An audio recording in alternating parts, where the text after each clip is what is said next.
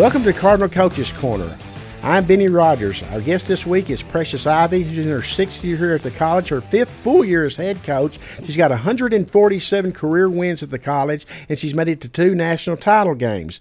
Lady Cardinals are currently ranked 15th and got a 21-4 record.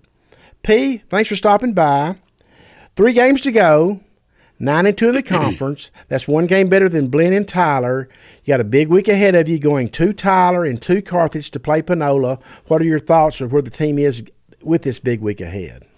Well, every week in Region 14 to me is a big week. So we treat every game the same. Everybody's important. Everybody is your next best win. So we're excited about getting on the road. I mean, we haven't played our best games on the road, and we're trying to change that narrative because obviously after those 3 games, everything is on the road.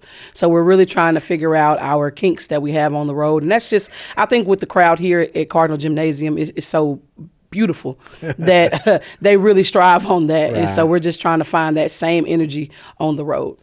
Your last game was a 91-45 win here at home against Angelina on Saturday. I would dare say it's your most complete performance of the season, pretty much.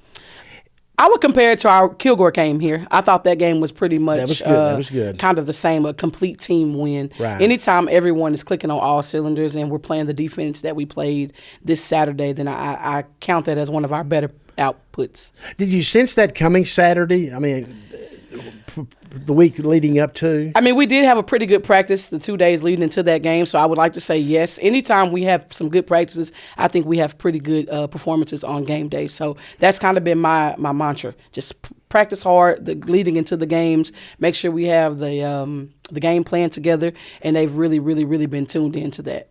You've had multiple players step before you on the court this year. One time it'd be somebody, the next time it'd be somebody else. I think one of the most consistent performers you've had, is safe to say, is Monica Marsh. Correct. The sophomore transfer out of Plano East High School. Yes. Talk about what she's meant to the team this year. She's just been having a mindset of she's kind of wanting to prove other people wrong. She signed with, I think, George Washington out of high school and didn't get to play much. And so I think some people counted her out. And so I think she came here just to revive herself and to get her mind going back and to get her confidence up. And I think she's been doing just that. She's been a leader for us on the floor and off the floor. I mean, she's a great student. I think she's a 4.0 kid. And anything that I'm saying, she's echoing. So she's like a little Coach P. And sometimes I think it's frowned upon by her teammates because she's always saying exactly what I'm saying. But I think she sees the results, and the results are her being a better player now, her getting her confidence back. And so she's okay with that. And she's just been a little parakeet. She's just been really echoing everything the coaching staff has been saying. And it's been coming out as good results for her and the team. And one thing I've noticed about her style of play, she plays with no fear. Absolutely not. I mean, she'll step out there and take the 3, and she's very good at that. But she is not fearful of driving into among the trees, as I call them, to put up shots. Correct. And I think that's what's made her game elevate to another level. Because when she first got here, all she wanted to do was shoot.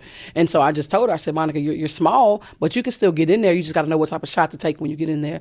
And I think she's done a really good job of adjusting and doing that. And she's actually been passing it very well, too, which is something else that we wanted her to improve in. Right. And then defensively, she's been a gnat, and she's even taking charges now, which is big time, like you said, because she fears nothing. And so I think that she's been pretty good for us on both ends. And I was looking up Saturday, and there for a period of time, it looked like she was grabbing every rebound. Oh, she's had a couple games this season where she's had 8, 9, 10 rebounds. Right. And at 5, I think we got her listed at 5'5", especially when she has her bun on, right?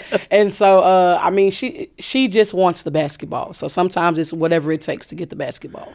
You've also got a team where you've got several young ladies that I call them unsung heroes. They do those little things that don't really add up in the stat package. Correct. But they mean big things at the end of a game. For sure. And some of those young ladies are an Ari Dyson.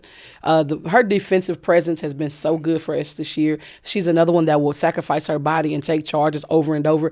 One play I was watching yesterday in the TJC game, she took a charge. They didn't call it. She got up to take a second charge. Like, who gets off the floor to take another charge after they don't call the first one? You know, and I'm just like, those are the kind of players that you want on your team. And then this past Saturday, I thought Sanaa Tyler played really well, grabbed some good rebound putbacks. Kennedy Davis, she may not always lead us in scoring. She'll be a double-digit scorer, but what she does for us and keeps our team together, I think that's something really important. When Nala Hooten is playing well and she's in the paint and she's keeping people out and she's using her length and getting shots blocked and just, I mean, I could just go down each kid, I think, because they do play some type of significant role in the wins that we're They getting. do, and I think even the average fan can pick up what they're doing. For sure. Like a few games ago, we had, I call her J Salt. Jayana. Gianna Salt. Yes, yeah. I like to call her J Salt because I screw her first name up most of the time. But anyway, there was that game where she had about 3 little deflections inside. Absolutely. That led it to pass plays. Absolutely. Again, watching film, preparing for the Tyler game Wednesday, we're watching her, and she was just so active and getting her hands on balls, and her mid-range jump shot is good when it's hitting. We're a totally different team, you know. And so she had some big shots down the stretch, and then she's getting some tips, and she's guarding a kid that's probably 4 or 5 inches taller than her, and she's able to move him out the way because she uses her body. So she was a little slow for her Saturday, but she's coming back from an injury. But she's back and she's firing on all cylinders. So I'm excited to get her back on the floor as 100%.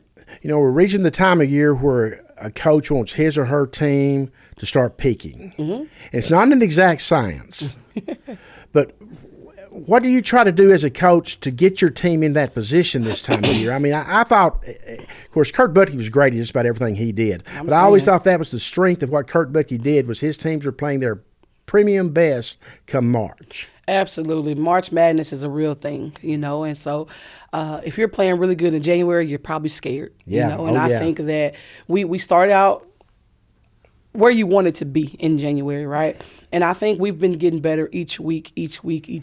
We've had some minor setbacks, I say mind lapses, and just keeping their focus.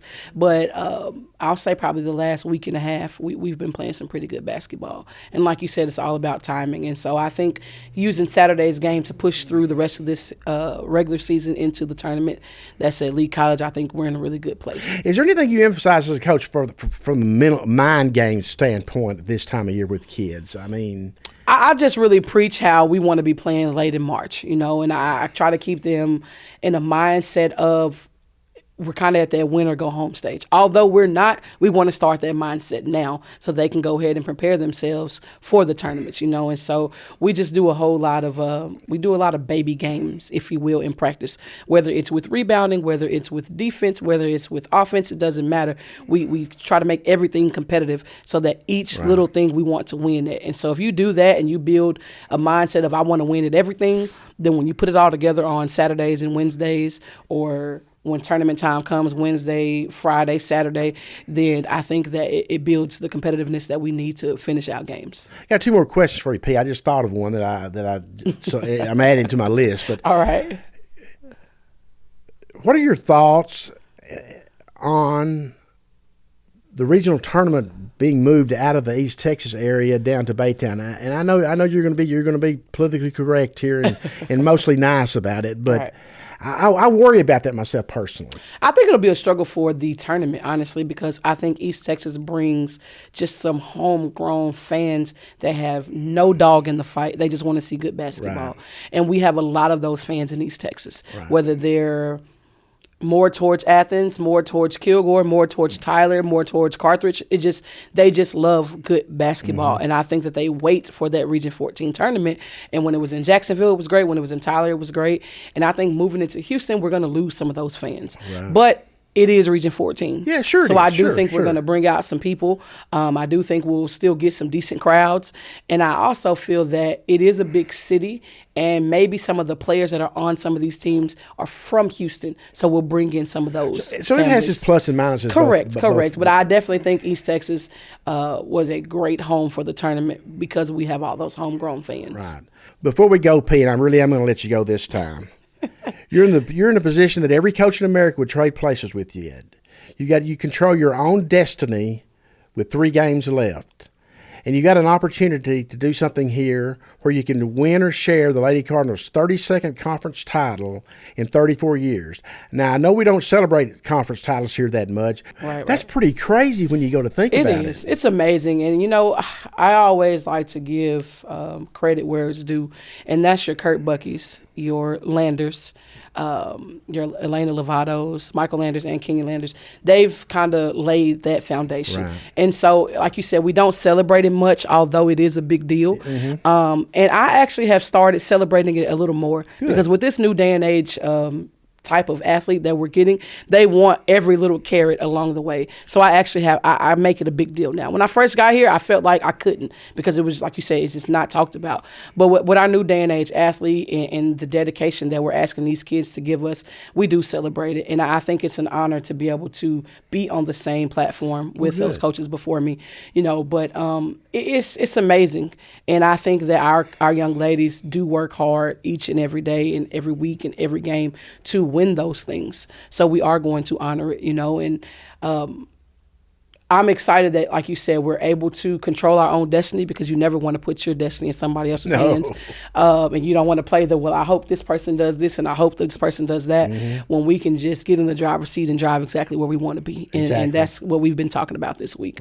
We're preparing, like I said, to go on the road to Tyler, and we had a really good practice yesterday. And shout out to our practice guys, because they really help us do these things. I know they do. And we'll have another good one today, and then we'll go to Tyler and we'll do what we do.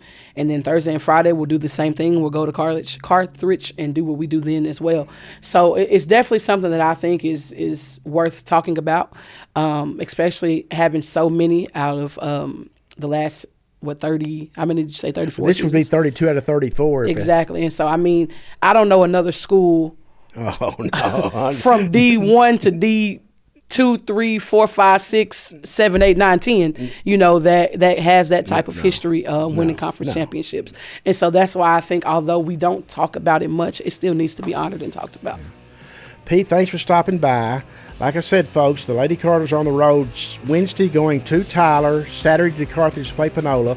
They'll be at home next Wednesday, March the 5th, to wrap up the regular season against Paris in a 5:30 p.m. start. Your last chance to see the Lady Cardinals at home this year. So let's pack the gym and get there and watch them celebrate another conference championship.